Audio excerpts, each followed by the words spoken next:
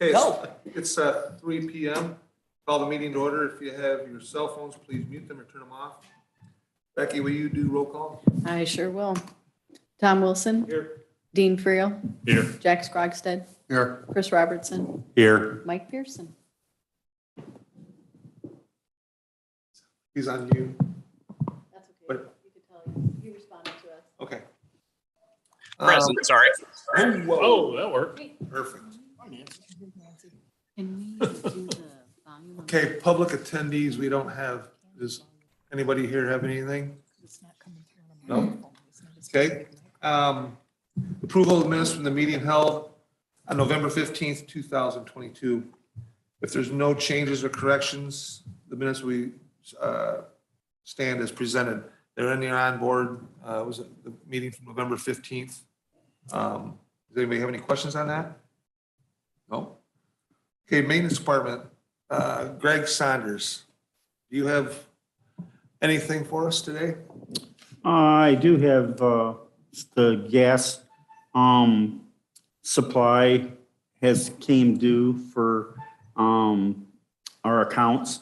We had two accounts with Windy City, and we had the other three accounts were with Nicor. And the ones with Nicor were pulling at 84 cents a therm. The old accounts that we had with Windy City were 33 cents a therm.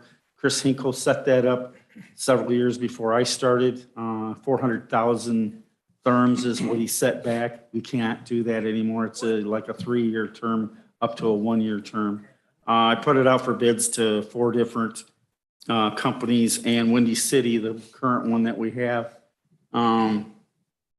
it's come in at 53 cents a therm. So I suggest that we go with them. So is that that's a 30-cent per therm savings? It's yes, 30 cents thereabouts? And then what is that contract for, Greg? How many years? 3 years. I talked to Rock River Energy. I says, what's the wise way to go? Should we go 1 year or should we go with the 3 years? She goes, she doesn't foresee gas going down in the near future because there's so much, they know how to play the market now. So she suggested to go to the 3-year term. So with would it hurt us to go to a 1-year contract and then look at this again a year from now? And then can we sign a 3-year contract at that point? I guess from the information I've been given by a few individuals, the gas is gonna go down in price quite a bit, from what I understand. And I don't know if it would be smart to sign a 3-year deal now, or should we sign a 1-year deal, look at it 12 months from now, and then. Well, just on the news yesterday, Nicor's. Fake news. Okay. No, go ahead. It's gonna, they're talking about increasing, so we need to, if we're gonna get signed up, we either need to do the 3 or the 1, but it looks to me like from what I heard, if it's not fake news, the gas is gonna start increasing. Greg, was the quote they gave you contingent upon any length of time for a contract, or was it wide open? It's wide open. You can do a 1 year, a 2 year, or a 3 year. With Windy City, that was the lowest. Their rate is the same, whether it's a 1 year, 2 year, or 3 year. And that's the way I look at it is, we're saving 30 cents. If it did go down in price from 59 cents to 49 cents, it's 10 more cents, but it's not as big a jump as it is for 30 cents a therm. So does anybody have anything? Oh, Bob? Yeah, I would personally go with like a 1-year term. I think you're at historic highs for gas. I mean, obviously, none of us can be sure what it's going to do or not do, but that would just be my opinion. Just save the 30 cents now, and I don't think you'd be out much by looking at this a year from now. Okay. Does anybody else have any opinion on that? Jim? I mean, these things are always shot in the dark, but I agree with Mike, we're at contract ties right now. Have been, and a lot of the other commodities and aggregates are coming down in value. You know, I think it's probably a poor time to go long. So what do I do here, Bob? I'm sorry, can you repeat the question? What, based on what Greg said, I mean, we're gonna save 30 cents a therm with going the 3-year route, or do we just go with the 59 cent for a year and then see where we are at that time and then sign a 3? Can we sign a 3-year deal, Greg, after the 1 year? Can we say we want the 3-year deal? No, you have to wait for the term to be completed and then you re-sign and you don't know. But the 1 year, but if we did 1 year, If we did the 1 year, we'd have to do the 1 year and then re-sign, but we don't know, the price isn't gonna lock into that same quote. sure, whether it be more or less. So we're taking a chance at, Right. yeah, go ahead, Bob. I'm good either way, but we're farmers and we deal with it. Our anhydrous ammonia is tied to the natural gas price. You're seeing our anhydrous price break. It's actually coming down now. And 75%, I could be wrong, it was, the price is that from natural gas, how it's made, manufactured. So I think with this war going on in Ukraine and all that is affecting it, but you're seeing the commodities soften. Either way, you're not going to go wrong with a 1 or 3 year, but we're on a betting as a farmers, we're wait and see, so we're buying as we need, not locking anything in long term right now. Okay, do I need to give Greg direction on this? Do we need to make a motion as a properties and go to the finance, or do we just make a motion? And You should make a motion and send it on to the full board, because what we essentially need to do is have Bob sign a contract, whether it be for 1 year or whatever the term is. So you're looking for board approval to sign that contract. doesn't have to go to finance first? It's in his budget, so I don't necessarily believe it needs to go to finance. This is, Okay. The only thing is, it's in my budget, but with this being a little more by the end of the year, depending on what Mother Nature does, it could be under or a little over, it's hard to predict.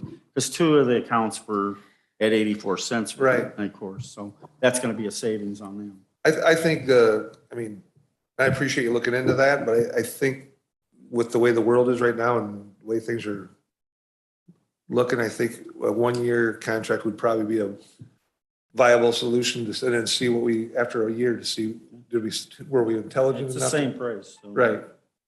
So does anybody here I'll want, make that motion needs- for the 1 year. I'll second. and then we're making a motion to send that to the full board. yes, correct, To to executive and then on to the full board Okay, agenda. all in favor, say aye. Aye. Aye. All opposed? Okay. Greg, thank you very much. What else have you got for us, Greg? Oh, that's it.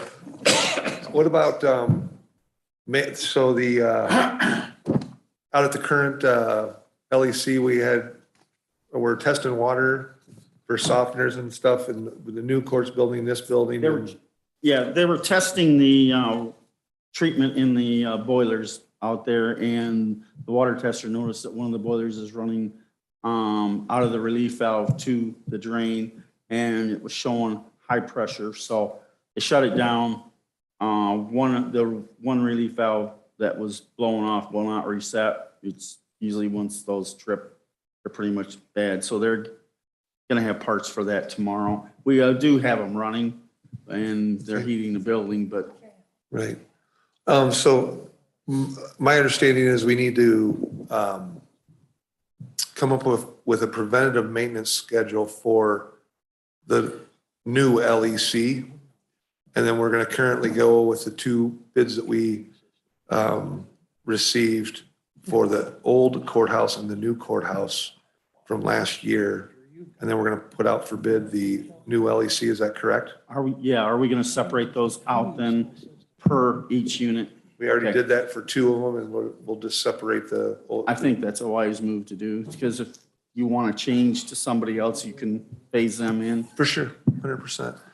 Wendy, do I need a motion to do that, to ask for approval for going out for a preventative maintenance bid for the So technically, I thought you already had done that a couple of months ago, and I actually had a bid spec document that I've got close to being done, because I thought the last time we talked about this, we did want to wrap it all up into one, but I needed to talk to you and Greg first before I actually go out for bid on it. So I guess maybe I'm confused about what our Yeah. goal is. Yeah, we'd So- we'd like to go out for the LEC, the new LEC. For just the LEC. I was thinking we were Yes. going to do all three buildings in one We've already- package. Yeah, because you've already done two of the things, and then there was some miscommunication as far as how we were going to go about doing it. Yeah, maybe I just misunderstood. So my next question is on the ones we received quotes on, Greg, I don't have them in front of me because again, I thought we were going to combine everything together, but are we below the 30,000 threshold? Because I don't know that we were for both buildings. They all were except for, I think it was the new Courts building, because it's bigger, yeah, Was so, a little over, without going out for bids. That's So what we put it out for bid. We put it out for bid for preventative maintenance.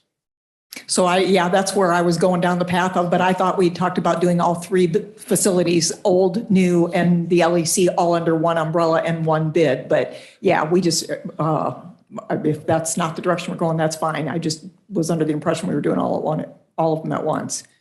So if we want to do the new LEC, We're going to have to go out for bid if the quote we've got is over 30,000, but it's the, going to be over 30,000. okay, so, and It then has this to go out for building, bid. it would be under 30,000, so you have the option of moving forward with that one. But back to the LEC, Yeah, That one was under 30 also. was it? Yeah. maybe, can we regroup maybe after the meeting and rather than Sure. take action and decide what? Sure. Yeah. Okay, so, Greg, do you have anything else? No, sir. Everything's good? Just something to add on to, we might end up having to change the pressure tank at the new jail because they're not sure till they get the relief valve shut off if that's gonna hold pressure, if that's what's giving us the problem. So we might have to come back and take that out and change it. Yeah. Yeah, Bob, There's no warranty or nothing on anything like that? I mean, it's gone by now. okay. It's 1 year from the time it's done, but that's part of the reason we need a preventive maintenance schedule, so this kind of stuff doesn't happen. And it's only going to get worse from here. Everything's very, very different out there. It's very technologically advanced, and it needs to be taken care of. So, yeah, we'll talk about that after the meeting then, Wendy. Okay, thank you. Greg, you're good with that? Yep. Okay. Facility improvement updates. We've been currently, we're working with finance right now in some discussions about the old LEC. We've got the drawings completed. We're putting budget numbers together for Jim and his group. And then the elevators are in progress. Those are going to be at the mercy of March Donate. 6th is gonna be the start this one. of the, over there. Older, At okay. the new courts building is if they get all the parts in like their projection, they told me March 6th will be the start date for the new courts building elevator. And is there anything on this one as far as dates yet? They're still looking for parts for this one yet. Okay. So those two projects are already in motion and have been approved. Unfinished business. There's no items under unfinished business. New business. I'd like to, we're gonna have Doug give a little presentation here shortly, but the reason we asked the finance people to come in today is we wanted to talk a little bit about the new courts building air conditioning project. It's a large scale project. And for the county to take it on at the scale that we've been doing our own thing, it's kind of a little bit, we're over our skis in this one. Allied's been doing a lot of work with a bunch of schools, municipalities, counties, what have you. And they're a group that comes in and helps design and give parameters to us as a properties committee to find out what we want designed and how we want the facility to, how we want the facility to work and what our expectations are. And then they help us design the system according to what we ask as a group. Am I wrong in saying that, Doug? They're basically, they would be a project manager. You know, we would still be involved in weekly meetings. Any problems that come up, the properties committee would be involved with. Talking with Doug and his team. Greg would be involved on a daily basis. He would be involved in the project across the street as well. This is a very intricate project, and it's the kind of money we don't want to mess around with. And getting the professional help with what these guys are able to help us out to do is it's a big deal for the county to have something like this. So with that, I'll turn it over to Doug. You gotta have your mic, Doug. Oh, sorry. Is that better? So the way that we approach projects, which is a little bit different, I think, than what most public entities are used to, is everything is very collaborative. So we work with our own engineers. We may work with consultant engineers. We'll work with contractors. We work with the customer, the owner, to evaluate, in this case, the courthouse. And what we would do is we would actually come back with multiple solutions. I think what you find in most cases is companies, architectural engineering firms generally go and look at a building and they come back with a solution and say, here's what it's going to cost. And the reality is there's so many other components. There's life cycle costs, the cost of maintenance, what's your first cost. And all of that information I think is valuable for owners to have so that you're actually making that decision. We're not making it for you. We'll obviously give you recommendations, but just walking the facility today, there's already 3 or 4 different ways that you could you could kind of skin that cat. So we do that. And when we do this, as I said, we work with a lot of other companies. This process would fall under guaranteed energy savings projects. Now, that doesn't necessarily mean that all the costs are offset by energy savings. Operational savings is another component of that, and is usually a primary component, because it deals with savings of maintenance. It deals with capital avoidance, meaning if you don't do this project now and you wait, what is the likely escalation of that? And you're able to capture those things as well. But what it does is it allows us to not be at the mercy of just a low bid. The problem that we run into when you're doing that is it's about who happens to respond. And you can't ever negotiate that price. Whatever that number comes in at, that's your number. And if you forgot something on the plans or the specifications, those become change orders to the owners. The way that we do it is we actually pre-qualify contractors that we know are quality contractors, we know are competitive contractors, and they are the ones who provide us numbers. When we come back at the end of this and say, we got these bids, here's what the total price is going to be, we also guarantee that there's not going to be a change order. The reason we do that is because you're hiring us to be the experts. And so for us to come in and design something and to tell you, here's what it's going to cost, and then something gets missed and you have to pay for it, we got ethical issues with that. So our opinion is if we say, here's what it's going to be, we take ownership. Now, we do put about 4% risk in a project. But we tend to eat that up, unfortunately, because there's always unknowns that pop up.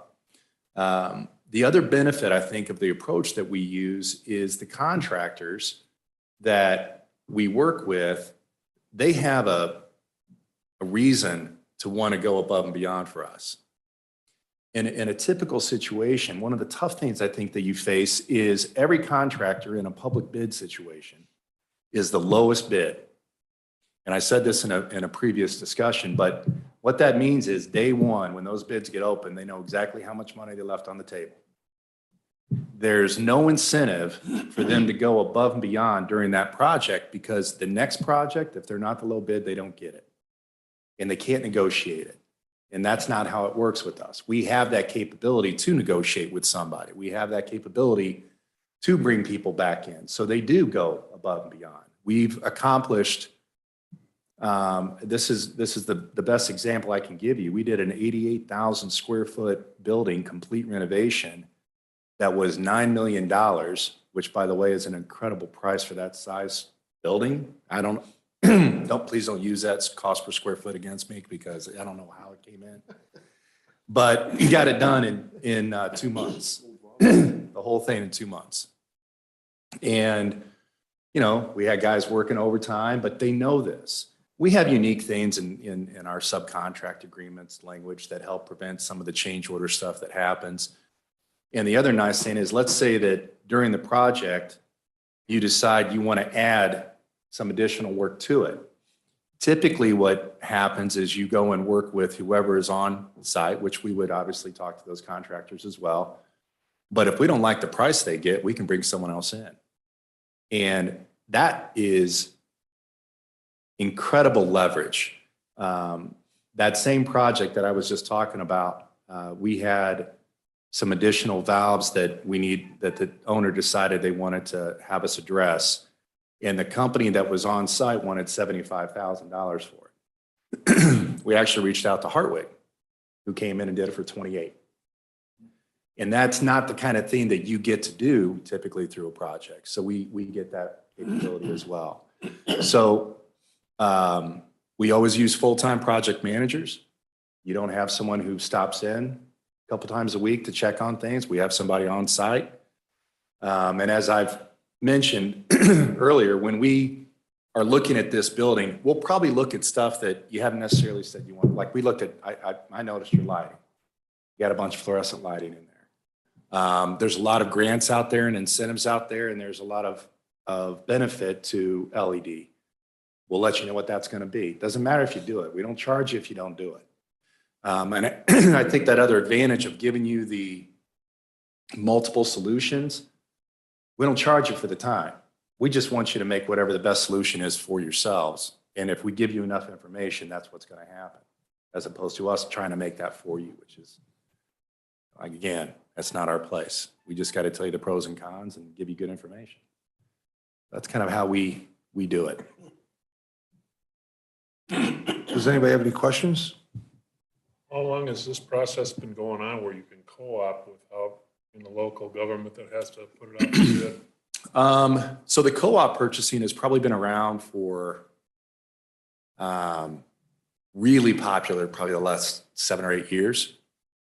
It's done all over the country now. And as a matter of fact, you're seeing it really common for floor coverings and things of that nature. And I'll give you my personal opinion. I can get lighting for cheaper than you can buy it through a co-op. I guarantee you. But it does give architects and owners an opportunity to choose a specific product that sometimes you can't always choose.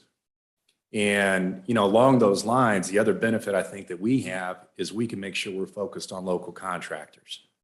If you public bid and someone bids from St. Louis and they're the low bid, you got to take it.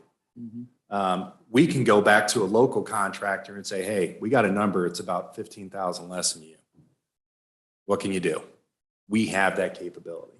So there's a lot of benefit to that. But that's a long answer. What is the cost factor? Do you charge for your services? Generally, we try to, well, it all depends, right? So what's nice is we make a little bit of money because we have the designers, we have the PMs, we have all this stuff. Our goal is to make about a 12% after-tax profit. That's where we're at. Most people don't, I think, put that out there. And they'll tell you they're making 5% or 3%, and that's not the reality of it. But that's where we're at. And I can tell you that historically, when compared to budgets that people have had, we're beating budgets by over 20% consistently. Part of it is not, and I don't want to give the impression that that means we get priced or we get bids that are 20% lower than everyone else. Part of it's we don't waste your money. We don't have you do things you don't need to do. On that project, and I mentioned this before, but that was the 89,000 square foot building was at a school district, the largest high school district in the state of Illinois. They had a standard spec for their ceiling tiles. And when we got into it, I have a team of 5 people that help develop every single project we do. 4 of them are project managers. Every single one of them are 50 years and older. And I'm just saying they got a lot of experience. One of those guys caught the fact that that ceiling tile had a higher fire rating than the metal grid that it was going in. So we went to the district and said, is there a reason that you want this? And they said, no, it's just been our standard spec for years. It's like, well, we could save you $1.25 a square foot by going to a ceiling tile that has the same humidity components, anti-humidity components, but the fire rating is in line with your metal grade. And they said, well, great. On that project, when you add all the markups and warranties and all that stuff, it was $120,000, $130,000 savings just on that building. They have 6 high schools. That's going to save them millions of dollars down the road. But those are the things that we try to do. And it's not about cheapening up a project. It's just about not wasting money on something. You know, you don't buy a boiler that is oversized because, one, it doesn't operate as efficiently when it's done that way. And we don't just slam things through. We don't just rubber stamp stuff to get the design done as quickly as possible, because that's not where we make money. We make money by doing the whole thing. And like I said, it's a little bit on everything. So we want the design to be great.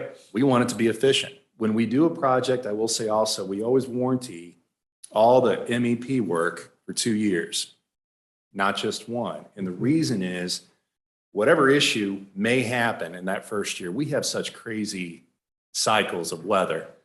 You have a terrible cold and we got to get in there and do something. Well, by the time you get the thing all dialed in, it's not super cold anymore. So you don't find out until the next year, did the solution really work or not? So we always put a 2-year warranty there because, we want to make sure that we're not going anywhere. We'll help with preventative maintenance plans. PMs. Because I know that's a big deal. And we don't sell them ourselves, but we will help coordinate that. We will help write specs for it. We will help develop it, because there's a lot of things that can be put in that, again, in our opinion, are a waste of money. But if you say you want them, we'll add them in the spec. But building automation is the example I always give, where they want you to do a parts and labor. And if you take out the parts, you cut that price almost in half. And the parts represent a very small piece of what goes wrong on those things. So what I always tell customers is, hey, put $10,000 in a budget just in case you need something, but you're not going to, and they're going to charge you $100,000 a year for it. So those are the things that we try to do. I mean, we look at it as a partnership. When we do a project, we want, every time something happens or you're going to do something new, we want you to call us. And that's how we feel we can hopefully accomplish that, is by going above and beyond. And the whole reason it makes sense to me, I mean, I've been doing general contracting for a long time, is it's not just for the here and now for the county board that's here present now. The PM schedules they help put together for down the road when all of us are gone and the buildings are still needed to be maintained, and currently they're not. And we as citizens of Lee County have a responsibility to take care of our buildings. And obviously we've been financially weren't able to do it, but we have to maintain our buildings. And I think companies like this take a lot of the work, or a lot of the pressures off of us to have capable guys, our maintenance department, to be able to do a lot of this air conditioning stuff. You've got to have a lot of schooling, a lot of technical expertise. We just don't have that. And it's not our maintenance guys' fault. It's just the fact that we're not a big enough county to have individual people, so by having them help facilitate these preventative maintenance schedules for, you spend a few $1 million on a project. You don't just spend a few $1 million and walk away for it for 20 years. We don't have a preventative maintenance schedule for the Lee County Jail. There should have been a preventative maintenance schedule done with the project cost.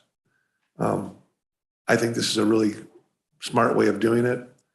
It's a recommendation that I've got to talk to everybody on the properties, but it's a recommendation I feel is very essential to getting the county moving in the right direction as far as our buildings and facilities go. Jim? So could you talk about your company a little bit of background, how long you guys been in business, where you're based out of, how many employees you have, that kind of Absolutely. thing? So we're not big. We are, so I've been in this particular industry. Let me think about this for a minute. I did general contracting for 16 years. I've been doing this for about 15 years since then. There was a group of us that worked for a couple different entities that came together to form the company. And then I kind of stole people from who I thought were the best at wherever they were. So the company's been around for a couple years now. We as a team have worked together for about 8. Most of our core people have. We have 10 employees. They're all of our resources are put towards personnel. So it's project managers, engineers, and we have 2 administrative people. We're not big on a big marketing group and accounting group. I've got, we sub out I don't know if you're familiar with the whole idea of fractional CFO and that kind of stuff. So we've done things like that because we want to try to keep our talent as high as we can, which as an example, last year we did, and this was just in the course of the summer, we did $34 million last year. We're on par to do about the same, if not a little bit more in this year. And really you get much beyond that and you got to start hiring a lot more people. And that's just not what we're trying to do. We're not trying to be a $200 million, Siemens or Johnson or one of these monster companies that you lose track of people. So that's what we've done. We've invested in our folks. We have a great culture. Everything is together. When I say we develop work together, like I said, all the project managers are involved in the development, and then we have 2 engineers. One of them's got a master's degree and all these other credentials, and he gets involved. But a lot of our project managers are the guys that really put a lot of this together. One guy is installed mechanical systems for 30 years. I mean, he's 56 years old. He knows everything there is to know about mechanical systems. But we develop as a team. When we run projects as a team. One of the things that's pretty normal in our industry as a whole is that an engineer will develop a project by themselves. And then you have a project manager that runs that project. And that project manager is compensated based on the success of that one project. And we don't do it that way. We actually, as I said, everything gets developed together, but then everyone benefits from the success of all the projects as a whole, not just a single. And what that does is, in the old version, a project manager didn't want anybody else's eyes on it, because then they felt like they had to share a little bit of the benefit or the bonus on it. This way, everybody wants every project to be successful. So everyone is helping each other. If we have a project that is mechanical heavy and it's getting into something that's a little complicated, whoever the PM is, I guarantee calls our guy Alex to have him come out and take a look at it and see what he sees out there, because he's the expert. I mean, when it comes to constructability, and I mean, he knows it. And that culture has been great.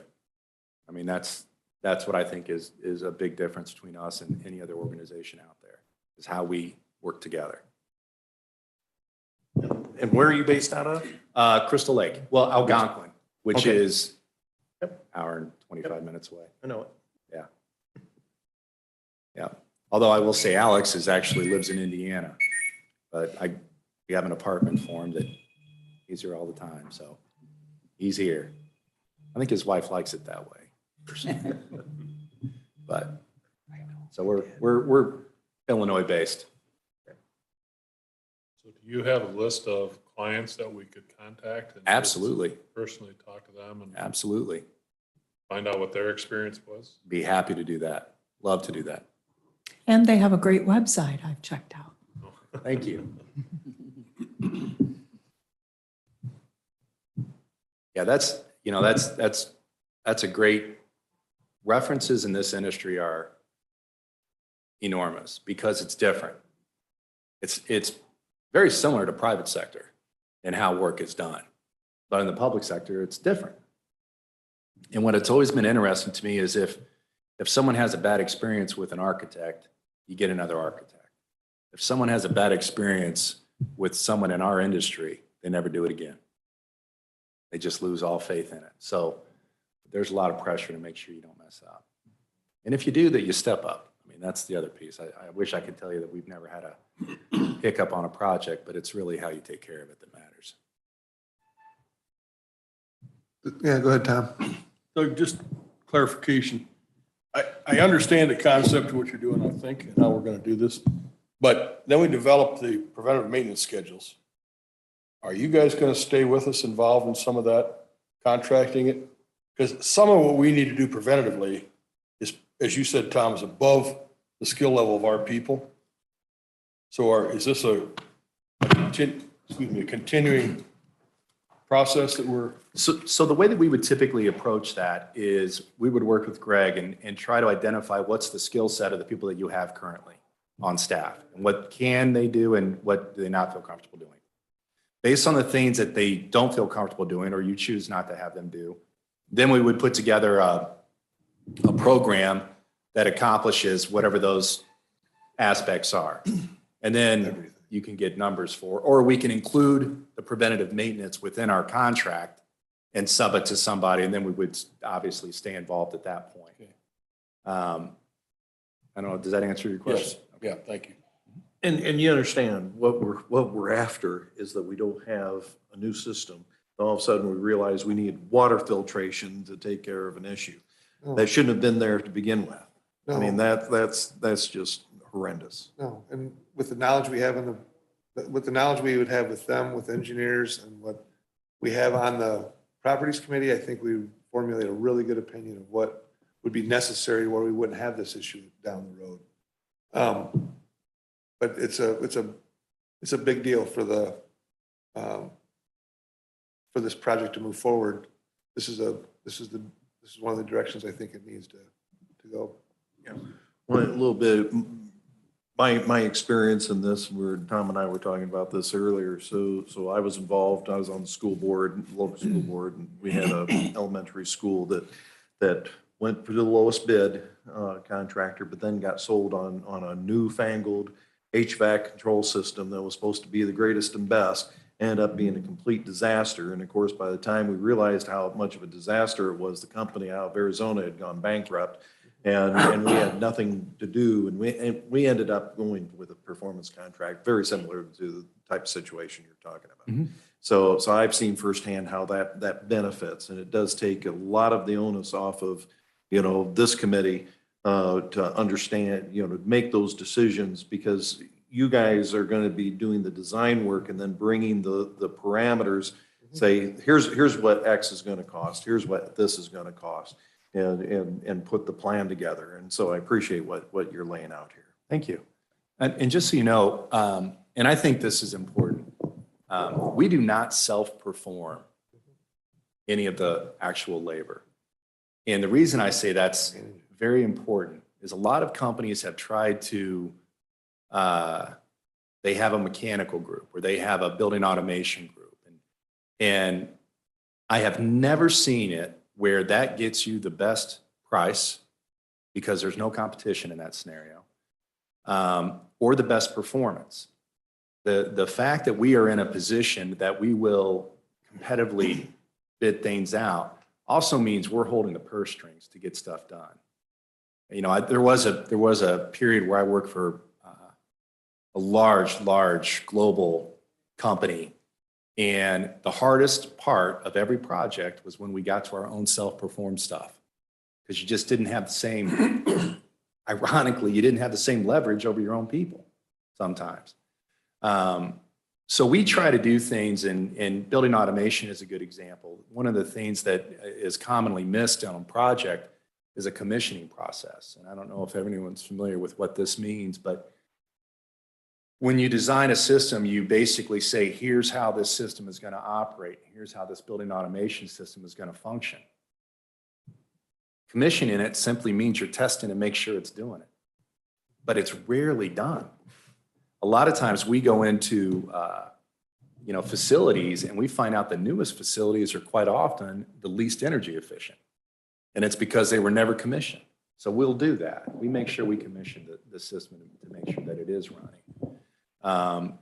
We don't have a dog in the fight as far as what system you want to use ever on anything. So it's really a matter of what's the best fit. Where's the number coming in at? So one of the things, real quick, didn't mean to interrupt you, Doug, but when we first started this whole endeavor with the VAVs over here and over in the new courts building, our maintenance supervisor, who's a salaried employee, would be coming down here on Sundays at 2:00 in the morning to reset the boilers, above and beyond what he's supposed to be doing. Never had the technology, the ability to do things from home with his computer and what have you. Well, since we've started this whole process, we talked to Doug a little bit about this, but Greg's got the ability to maintain the boiler temps and all that stuff and diagnose stuff from home on Polo, as opposed to coming in here now. And that's the kind of integration. We're not looking for the craziest, there's some really crazy technologies out there that we as a county do not want. It just gets way overboard. But I think, Greg, if you want to speak to this a little bit, it's simplified a lot of things so far for our maintenance department. Oh, yeah, it's been like night and day because, a lot of it I can still see, but I still have to run in here a lot of times on weekends, or if I have Ryan check it, because the older systems, we don't have that control work on there yet. So once that is in place, it's gonna, I agree with you. We don't need something really hyper-tech. All we need is something that we can visually see and have some control of maybe I can fix this at home by, changing a temperature or resetting something remotely.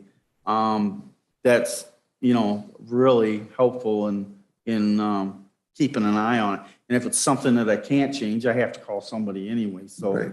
I make a phone call and then I meet them there. So, Because if it's out of the scope of work that we can do, we can't self-perform anyway. We have to have outside sources. This outside source has actually taken 95% of the responsibility from us, away from us, putting in a system that's going to work for us.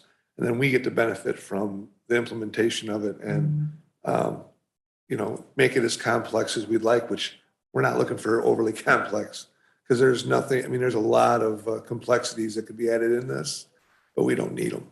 So. The other thing I would say that you've already started down the path, which is really good, is you've looked at, I think Tritium is what you're using, which is a open protocol. Open protocol. So it's non-proprietary, which means anybody can work on it, which is great because, we were talking a little bit today. I know for a fact that the difference between a non-proprietary system that is bid out versus a proprietary system, the margin difference is about 50%. It's a big difference. So you get good pricing. You're not locked in as someone. If there's an outside service provider that you want to use, you have that capability to use them. Mm-hmm. But the key is to get the system dialed in to start with. That's the key. on that note, the jail is not that type of system he's talking about. We have to get a hold of another person, and that they're the only ones we can get to work on that control system. We're stuck with them, and we have very limited control on that system out there to what we have here and what we have at the new courthouse so far. I mean, we can make adjustments out there at the new jail. All we can see is what it's doing. We can't make any adjustments at all. You have to call Train, you have to hire them. They either do it on a laptop, send you a bill, or they send somebody out and you're at the mercy of them to pay their show up fees and their rates. We want to be able to, if we don't like Doug's services and we want to eliminate their services and hire somebody else, they can work on the system. Yeah. Tom, historically, I like what we're hearing. I like the program. I mean, up until 2 years ago, we virtually had no preventative maintenance other than, a wall fell down, we ought to fix it. I mean, or the roof leaks, what do we do now? I mean, Wendy, you know how it was 8, 7, 6 years ago, you know? So I like what we're hearing, and I think we've been held hostage by contractors in the past, especially on the new jail. I mean, things that were wrong that should have been under some kind of a agreement never were, and so I think this is a wonderful program.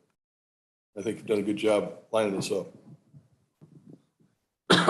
Nancy, do you have anything? No?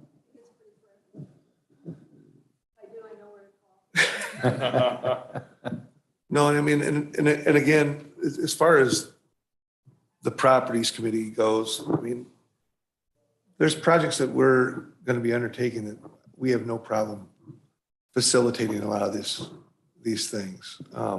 This project here is a specialty project, and it's something that is way out of the league that we're capable of doing based on how we run, you know, how the properties committee runs, and relying on Greg for what he would need to do. But this is a really good way of expediting the project as quickly as possible and as efficient as possible.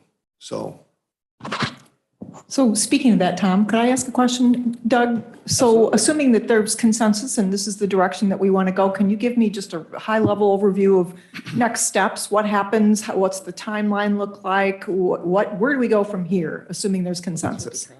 So my intent would be as quickly as next week to bring out a group of people to start looking at the facility and start really evaluating what are the various options that are available for how this work can be implemented. And I'm throwing this out there just as an example, right? So there's geothermal, or maybe you will like solar, or there's a chiller that we've talked about as opposed to the units that are on there. So there's a lot of different options. Some of these may not be practical at all, and we'll figure that out quickly. But that process generally takes several weeks to start getting some of these ideas. And then what we'll do is we start talking with contractors and trying to schedule times to walk the facilities with them, because what we want to be able to do is come to you with not only these options, but real numbers. And right now in this environment, I wouldn't trust anyone to just estimate anything. It's too volatile. So by bringing the contractors in and actually getting them to say, here's a good budget for this work. Now then the hope is obviously we come in far under that. Is there any sort of, I mean, is there, from an administration standpoint, is there an agreement or a contract or something we sign with your firm? Not to start with. Okay, all right. You're not committed to us until you decide to spend money. Okay. And, you know, that's the other, I think, difference is we're kind of putting ourselves at risk on whether or not we do a good job just in this initial planning stages. Because you can at any point go, no, thanks, And change their mind. and the other thing that the reason, I mean, it's like, we're not trying to shove this down anyone's throat. I just ordered with our mechanical contractor, we just ordered 4 RTUs last Friday, and they're 34 weeks out. If we're going these big RTUs, we're 50 weeks out. That, by the way, that's almost a year. So the process to get started, we could be in a situation this summer where we don't have air conditioning over in the courts building. How's that going to look if we're not getting organized to do something that should have been done 2 years ago? And that's kind of one of the reasons why I was kind of asking, you know, Yeah. logistically, where do we go from here and how quickly, and, you know, getting contractors on site as early as next week or even the week after is music to my ears, because I do know that we do need to move quickly, because I know we've been concerned for more than a year about the air conditioning units over across the street. So And we that's do part of the that. reason I asked. We do move quick. The other thing I would say, and again, this is different, you know, owner preference, but personally, I'm not a big fan on trying to have the exact same manufacturer on every piece of equipment in the county. And historically, the way that gets sold is, well, now you can have spare parts on hand. And you can go to one company or one contractor who can manage all of your maintenance. And the reality, though, is the spare parts are insignificant when you consider the premium you pay when you flat spec a piece of equipment. When you say we're using, and I'm not trying to pick on Trane, but we're using only Trane. Well, Trane knows that. So you pay a huge premium on that. So you're, whatever you think you're saving in the parts, it's not anywhere near what it could be. And the other benefit of trying to, it's what's the best piece of equipment for the purpose that we need. And one of the things we look at is what's the delivery time. We did projects, you know, we do a lot of work at school districts, and you have summer, period. You cannot wait until, you know, school doesn't just get delayed by a couple weeks. That's not an option. And playing that game of when you order stuff and when it's coming in, I mean, it's tough. But that's one of the things that we'll look at when we're looking at this project, and what the timeline is going to be equipment. And we'll present that information to you as well. So, Tom, I've got a quick question for Charlie. Charlie, hearing the concept, do we have any problems with counties, state statutes in regards to county, in regards to going with a contract and a firm like this? So I had a little bit of a discussion before all this with Mr. Olson about going forward, and I had some concerns about how it worked out with our purchasing ordinance and how it worked out in terms of how we do our bids. I'd like to see a little bit more in terms of how this looks on paper and how the process actually works before I give you an idea of whether or not I have any concerns with it. As it stands, I think there probably wouldn't be a concern with it, but I want to make sure that we see everything before we say, yeah, there's no issue there. Appreciate that. Does anybody else have anything? Mike, are you good with this? Do you have any questions for Doug? He must be near Erie or something. It sounds pretty good to me. Okay. I like the setup. Have Okay. you ever run into any issues with local unions as far as the contractor you bring in? No, because we use mostly union. There's no contractors small, there's no non-union guys big enough to even consider doing this job. Yeah, I mean, with this, you got to pay prevailing wage anyway, which isn't dramatically different from union rates. So it's just not worth a headache to make any attempt not to use union labor. I mean, you may have somebody doing some patch and repair, something small, but if we're getting a painter out there and it's a $30,000 contract, they're going to be.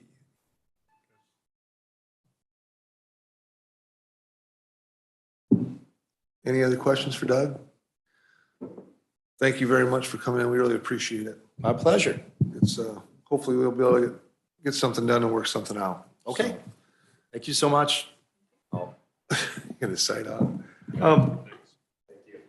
So then as far as other new business, we have the natural gas contract renewal. Greg already talked to that in his presentation. There's no request for executive session. Are we going to do a test on the vote? So yes, you missed my speech this morning, Tom. For anybody that wasn't here, I did have a long conversation with On Board expressing my extreme frustration with the way things are going. And they kind of challenged me back to when you all come up with a challenge and you're not able to vote for whatever reason, they need more mindful thought about what exactly you were doing when you got to a spot where you were stuck. And in the absence of that, they're having trouble figuring out what it is to do to fix it. They want to narrow the scope down, in other words. So yes, I am going back through and making you all suffer with yet again another test, because if you have any challenges, I'm documenting those and I'm forwarding them back to On Board. So yes, we have another test. And Becky, have you already opened the?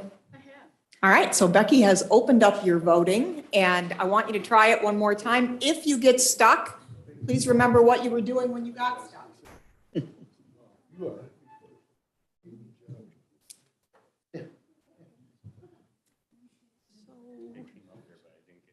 You can get to it quick enough. So here's one trick. You can go to notifications. This is what Jack taught me. And there's a notification. Click on that. And there you go. That's not what I was telling you to do earlier, by the way.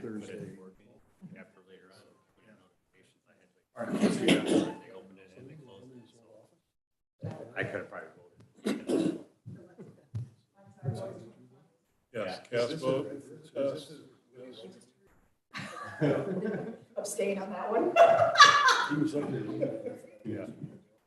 Now, do I put? You don't need to do anything. You're good. You're good. And Change your vote. if you want. Oh, before they close. Before it's closed. Who closes it?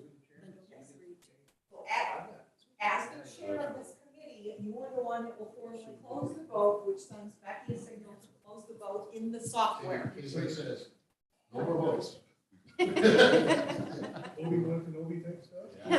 Yes. Okay, but You don't push it, just tell her, close the vote. close the votes. You're amazing. How do you do it? Use the force.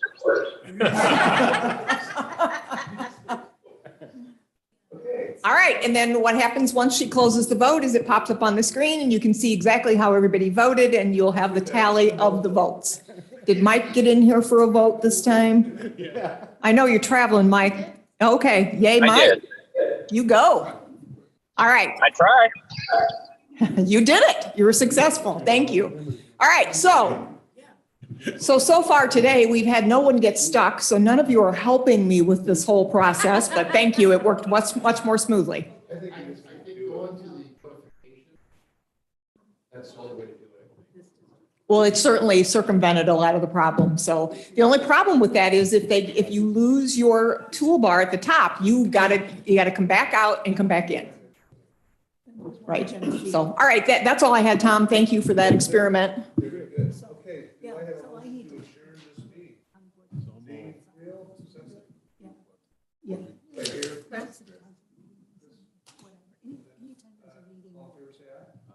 Aye.